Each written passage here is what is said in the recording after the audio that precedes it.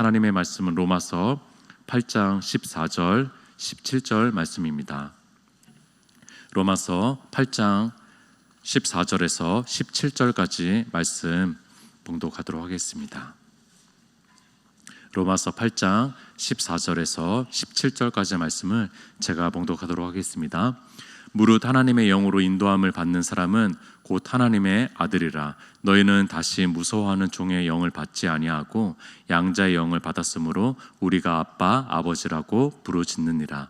성령이 친히 우리의 영과 더불어 우리가 하나님의 자녀인 것을 증언하시나니 자녀이면 또한 상속자 곧 하나님의 상속자요 그리스도와 함께한 상속자니 우리가 그와 함께 영광을 받기 위하여 고난도 함께 받아야 할 것이니라. 아멘. 이 찬양을 잘 아실 것입니다. 그리고 이 찬양은 남녀노소 많은 분들이 좋아하는 찬양으로 알고 있습니다. 저도 이 찬양을 부르면은 굉장히 기쁨과 또 소망이 차오르는 것을 느끼는데 바로 이 찬양입니다. 마지막 날에 내가 나의 영으로 모든 백성에게 부어 주리라. 이제 후렴 부분이 하이라이트입니다. 자녀들은 예언할 것이요 청년들은 환상을 보고 아비들은 꿈을 꾸리라 라고 하는 이 찬양 너무나 잘 아실 것이고 또 이 찬양을 부를 때 내적인 기쁨과 또 하늘의 소망을 느끼는 것을 느낍니다. 이 찬양은 요엘서 2장 28절 29절에 나오는 구절을 가사화했고 또 찬양화한 그런 찬양입니다. 요엘서는요 하나님께서 그 이스라엘 백성들 특별히 메뚜기 대재앙이 일어났습니다. 농경사회에 메뚜기 대재앙이 일어났다는 것은 그들의 삶의 기반이 폭삭 무너진 것이고 또 캄캄한 시절이 온 것이고요, 꿈과 희망을 가질 수 없는 상태가 찾아온 것이 바로 메뚜기 재앙인데 그 농경사회에 엄청난 그 재앙이 찾아오니까 꿈과 희망을 찾을 수 없었던 그 이스라엘 백성들에게 하나님이 요엘 선지자를 통해 가지고 희망의 메시지를 선포하는 것이죠. 예언할 것이고 환상을 볼 것이고 꿈을 꿀 것이라고 하면서 비전에 대한 이야기, 꿈에 대한 이야기를 하면서 소망이 넘치는 얘기를 하고 있는 것입니다. 희망의 메시지를 선포하는 것입니다. 그래서 요엘 선지자를 희망의 선지자, 희망의 예언자라고도 부릅니다. 희망은 어디에서부터 올까요? 희망은 어디로부터 근거할 수 있을까요? 희망은요 바로 이 오늘 구절에 이 요엘서 구절에 보았을 때는요 바로 하나님의 영, 성령으로부터 오는 것입니다. 바로 성령으로부터 꿈과 희망이 찾아올 수 있는 것입니다. 이 성령이 오순절 사건을 통해서 초대교회에 쏟아지기 시작합니다. 그리고 그리스도를 입술로 부르는 우리 그리스도인들에게 성령이 쏟아질 수 있게 되었습니다. 놀라운 사건이 일어난 것이죠. 왜냐하면은 구약 성경, 구약 시대 때는요 특정한 사람들에게, 하나님이 선택한 사람들에게만 이 성령을 불어넣어 주셨기 때문입니다. 그러나 이것이 이제 남녀노소 할 것 없이, 남종과 여종 할 것 없이 그 어떤 사람에게도 예수 그리스도를 입술로 고백하고 진실하게 고백하는 그 사람에게는 성령님, 하나님의 영을 불어넣어 주시기 시작한 것입니다. 그렇기 때문에 우리는 성령을 모신 사람이 됐습니다. 우리는 영의 사람이 됐다라는 것입니다. 그렇다면은 영의 사람은 어떤 것들을 누리면서 살아가는 사람일까라는 질문을 던지면서 오늘 그 한 가지를 얘기하고 있습니다. 자, 이제 우리는 로마서에 와서 가장 따뜻하고 가장 친근하고 가장 안심이 되는 구절들 앞에 서 있습니다. 그동안은요 뭐 전적인 부패를 가졌다, 만인이 다 유죄다 그러면서 마치 이제 죄의 폭격을 맞은 것처럼 죄의 포화 속에서 있었다면요, 간신히 구원한 사람처럼 우리가 비춰졌다면요, 이 지금은 가족 식탁으로 우리를 초청을 합니다. 그러면서 따뜻하고 안심이 되고 평안이 찾아오는 이야기를 오늘 이 구절들에서 느낄 수가 있게 됩니다. 로마서에서 가장 따뜻한 이미지를 본문을 보게 되는데 바로 가족 이미지입니다. 오늘 14절부터 16절 한번 읽어볼게요. 무릇 하나님의 영으로 인도함을 받은 사람은 곧 하나님의 아들이라. 15절 너희는 다시 무서워하는 종의 영을 받지 아니하고 양자의 영을 받았으므로 우리가 아빠 아버지라고 부르짖느니라. 16절 성령이 친히 우리의 영과 더불어 우리가 하나님의 자녀인 것을 증언하시나니 라고 얘기합니다. 영의 사람은 도대체 어떤 사람입니까? 영의 사람은 도대체 어떤 의미를 가지는 사람입니까? 바울은요 우리를 한 가정집으로 초청합니다. 이 집은 하나님의 집입니다. 어미하신 하나님의 집입니다. 성령님은 우리를 그 가정집으로 초청하는데 그 집이 하나님의 집인데 우리가 그 집 안에 들어가 보니까 그 하나님은요 어떤 모습으로 하고 있냐면은 아버지의 모습으로 하고 있다라는 거예요. 그분이 뭐 황제의 모습으로 그 황제의 옥자에 앉아 계시는 것이 아니라 그분이 가족의 식탁에 앉아 계신다라는 겁니다. 그분의 모습은 아버지처럼 보였다라는 것입니다. 그 집은 아버지 집이고 우리의 아버지 집이에요. 그러니까 우리 집이라는 거예요. 그 집으로 이 바울이 성령님을 통해서 우리 그 가정집으로 초청하고 있는 것입니다. 잠시 차 한 잔 먹고 식사 간단하게 하고 금방 서둘러서 가야 되는 다른 가정집이 아닙니다. 우리 집입니다. 조금 좀 머무르고 조금 좋은 집이었지만 조금 머무르고 퇴실 시간에 맞춰가지고 서둘러서 퇴실을 해야 되는 숙박업소가 아닙니다. 이 집은요 바로 우리 집입니다. 이 집은 바로 우리 집이라는 거예요. 영의 사람은요 하나님 가정집을 드나들 수 있는 열쇠를 가진 사람입니다. 오늘날로 얘기하면은 비밀번호를 알고 있는 사람이죠. 그 패스워드를 알고 있는 사람, 그 사람이 바로 우리라는 겁니다. 그런데 이제 이 패스워드는요 하인이나 종들도 알 수도 있죠. 이 열쇠는 하인이나 종들도 가지고 있을 수 있습니다. 그러나 하인과 종으로서 그 가정집을 드나드는 사람이 아니라 하나님의 자녀로, 하나님의 아들로, 하나님의 딸로 그 가정집을 드나들 수 있는 사람, 그 드나들 수 있는 사람이 영의 사람이라고 얘기하고 있고 또 그리스도를 부르는 바로 우리라고 얘기하고 있는 것입니다. 얼마나 감격적입니까? 얼마나 은혜스럽습니까? 양자의 영이라고 얘기합니다. 전쟁 고아가 많았죠. 전쟁의 시대였으니까요.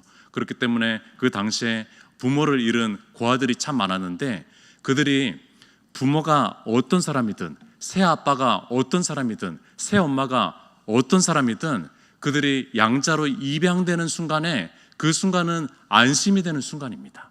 그 부모가 어떤 사람이냐는 중요하지도 않아요. 그들이 살아가는 데 있어서 좋든 안 좋든 부모는 필요하기 때문입니다. 전쟁 고아가 가득했던 그 시대 속에서 양자가 됐다라는 거 얼마나 감격적인 건지 모르겠습니다. 그런데 이 불안한 어떤 인간 양 부모가 아니라 그 아버지가 하나님이라는 거예요. 얼마나 안심이 됩니까? 얼마나 우리에게 안도감이 찾아옵니까? 고아와 같은 이 인생 속에서 저 아버지가 어떤 분일까? 저 새 엄마가 어떤 분일까? 걱정하지 않아도 되고 그 하늘 아버지가 하나님이라는 것이죠. 그런데 그 아버지도 우리가 그냥 아버지 그리고 아버님이라고 좀 어색하고 그런 표현들을 할 수가 있습니다. 그러나 그 하나님을요 아빠 아버지라고 부를 수 있대요. 아빠 아버지라고까지 부를 수 있다는 겁니다. 영의 사람은요 15절에 하나님을 아빠 아버지라고 부른 겁니다. 아빠는 아람어를 쓴 겁니다. 아람어 아바를 아빠라고 번역한 것이고 아버지는 헬라어 파르텔이라는 아주 전형적인 아버지 용어를 얘기하는데 이 파르텔이라고 하는 아버지를 번역한 겁니다. 그러니까 아람어와 헬라어를 동시에 쓰고 있는 겁니다. 예수님께서는 그 당시에 무슨 언어를 썼냐면요 아람어를 썼습니다. 그러니까 예수님은 아빠라고 부른 하나님을 아빠라고 부른 최초의 인간, 최초의 존재입니다. 하나님을 아빠라고 불렀다라는 거예요. 최초의 그 어느 누구도 하나님을 아빠라고 부른 적이 없는데 아버지까지는 있을 수 있어도 아빠라고 부른 적이 없는데 그 아빠라고 부른 최초의 존재가 바로 예수 그리스도라는 겁니다. 한국말로는 아빠죠. 영어로는 데디일 것입니다. 이렇게 부렀다라는 거죠. 예수님께서 아주 친근하게 아버지를 부렀다라는 겁니다. 예수님 이전에는 하나님을 그렇게 부른 예가 전혀 없었습니다. 아니, 정확하게는 우리 담임 목사님께서 어제도 말씀하셨던 것처럼 그 하나님의 이름조차 제대로 부를 수가 없습니다.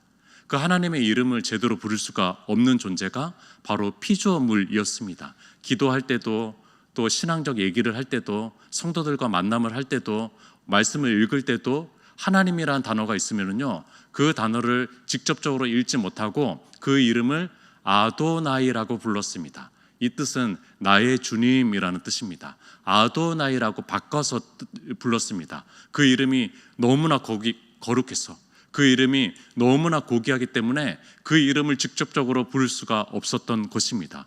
구약 성경은 아시는 것처럼 히브리어로 대체로 기록이 되어 있습니다. 그런데 이 고대 히브리어는요, 지금 사용하고 있는 이스라엘 사람들이 사용하고 있는 현대 히브리어는 그렇진 않지만 고대 히브리어는요, 자음만 있었습니다. 그러니까 모음이 없었다라는 거죠. 기역, 니은, 디귿 뭐 이런 것들만 있었고요. 아야, 어요가 없었습니다. 모음이 없었어요. 근데 어떻게 그러면 발음하느냐라고 했을 때 그들끼리는 서로 알고 있는 거예요. 기역, 니은, 디귿이 적혀 있으면은 무슨 단어다라는 것을 이들끼리는 알고 있었던 언어인 거죠. 그렇기 때문에 그냥 자음만 붙이고 있었는데 이들이 성경을 읽다가 그 다른 언어들은 다 발음을 하는데 하나님이란 단어만 등장을 하면은 발음을 할 수가 없는 것이죠. 너무나 고귀하니까, 너무나 높으신 분이니까 발음을 할 수가 없으니까 결국에는 점점 더 이 하나님의 이름을 어떻게 발음해야 되는지 잃어버리는 거예요. 잊어먹기 시작하는 겁니다. 그러면서 하나님의 이름을 제대로 부를 수가 없어가지고 이제는 좀 인위적으로 모음을 붙여가지고 우리가 여호와라고 부르든지 야훼라고 부르든지 이런 방식들로 다양하게 부르기 시작한 것이죠. 정확하게 그 발음 기호를 모릅니다. 우리는. 왜냐하면 그 단어들을 그 하나님이라는 단어를 계속 부르지 않았기 때문입니다. 이토록 하나님을 부르기 힘든 존재였습니다.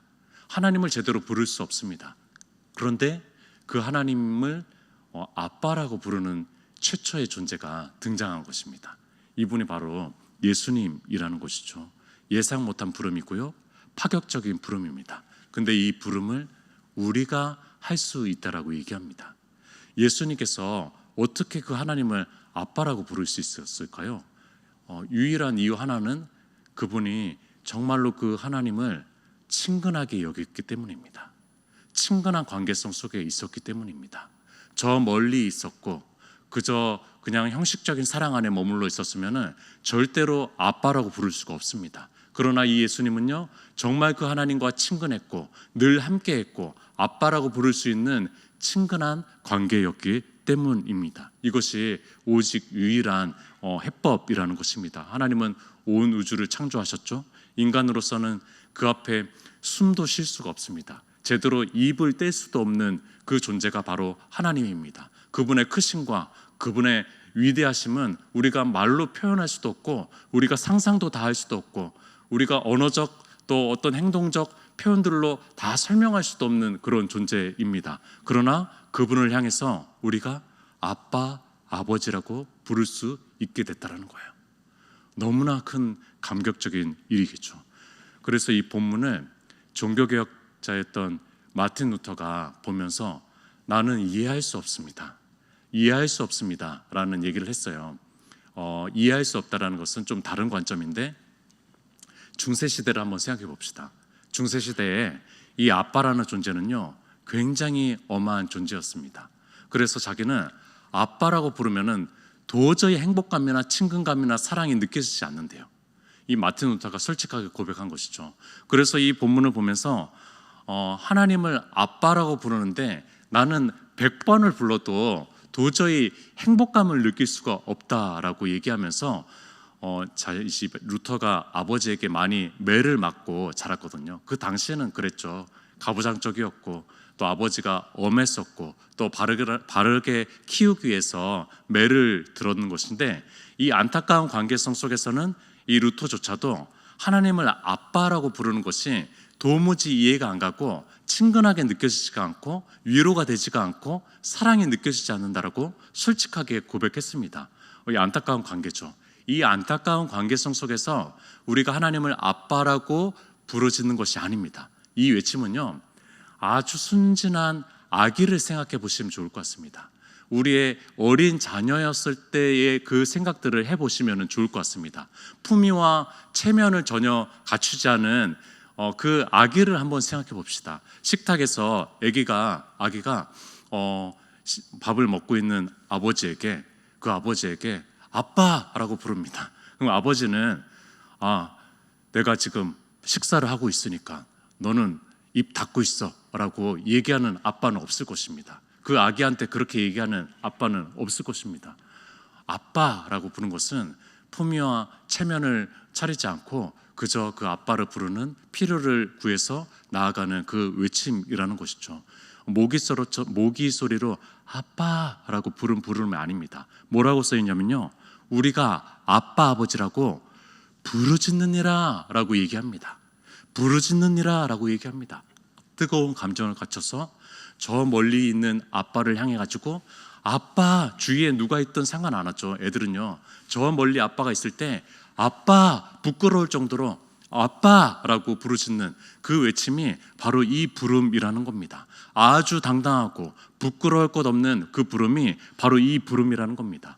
이제는 제 두 딸도 이제 중학생들이 다 돼가지고 이제 아빠를 필요할 때만 찾습니다. 더 이상 그 어린아이 같은 마음으로 아빠를 부르는 일은 없지만, 그러나 이제 어릴 때를 한번 생각해 보면은요, 그 아빠를 그냥 반가워하는 탄성의 아빠의 부름을 생각하게 됩니다. 제가 퇴근을 해가지고 문 앞에 들어갈 때 막 달려오면서 아빠라고 부르는 그 부름은, 아빠가 이 가정집에 오니까 이 집안이 채워졌어요, 내 안에 만족함이 채워졌어요 라고 하는 부름이겠죠. 가족이 완전체로 채워졌어요. 본인 인생에 아빠가 절대로 필요해요 라고 하는 그 부름이 있고, 자기와 놀아주세요 라고 하는 아빠라고 하는 부름이겠죠. 이것이 바로 아빠를 부르는 순수한 아기의 부름인데, 이렇게 부를 수 있게 된다는 거예요. 우리가 그 거룩하신 하나님 앞에 아빠, 이 부름으로 하나님을 아빠라고 부를 수 있게 된다는 겁니다. 성령님을 통해서 우리는 두려움에 벌벌 떠는 종살이의 영이 아니라 자녀를 삼으시는 양자의 영으로 우리를 삼아 주셨다라고 얘기하고 있습니다. 로마서 8장 15절. 그래서 이 로마서 8장 15절은 해방선언과 같습니다. 8장 15절. 그러니까 저는 이제 이 생각이 납니다. 815 광복절이 좀 생각이 납니다. 광복절, 해방선언이죠. 광복한 날입니다. 우리가 하나님을 아버지라고 제대로 부를 수 없었잖아요. 아버지를 아버지라고 부를 수 없었고, 형을 형이라고 부를 수 없었던 것은 홍길동만이 아니라 우리도 그 하나님을 아버지라고 부를 수 없었던 거죠. 그러나 예수 그리스도의 십자가의 보혈과 부활의 놀라운 능력 안에서 우리가 그 하나님을 아버지라고까지 하는 그런, 그것을 넘어서 아빠라고까지 부를 수 있는 그 관계의 회복을 갖게 된 것, 바로 이것이 주님의 복음의 소식이고, 바로 이것이 로마서 8장 15절 광복절이라는 것입니다. 주민센터에서 가족관계 증명서를 종종 뗍니다. 요즘은 이제 가지 않아도 되죠. 온라인으로 다 뗄 수가 있으니까요. 가족관계 증명서를 떼면은요, 저의 아버지 석자가 기록이 되어 있습니다. 누구 석자가 기록이 되어 있습니다. 근데 이제 이 석자, 아버지 석자가 참으로 저에게는 큰 상과 같았었거든요. 너무나 큰 상과 같았는데 요즘은 좀 작은 언덕처럼 느껴집니다. 그 뒷모습도 그렇고 많이 약해진 아버지의 모습을 좀 보게 됩니다. 그래서 좀 좋기도 합니다. 이제는 정감 있는 좀 얘기도 좀 하시는 아버지가 저에게는 좀 좋기도 하지만 안쓰럽기도 합니다. 흰머리로 가득한 아버지의 모습을 보면서 안쓰러운 마음도 드는 것이 저의 육신의 아버지입니다. 가족관계 증명서에는요, 또 한 명의 아버지가 있습니다. 그것은 바로 이정훈입니다. 저입니다. 저는 이제 두 딸이 나와 있는 아버지로 있습니다. 아버지입니다. 제 모습을 보면 어떨까요?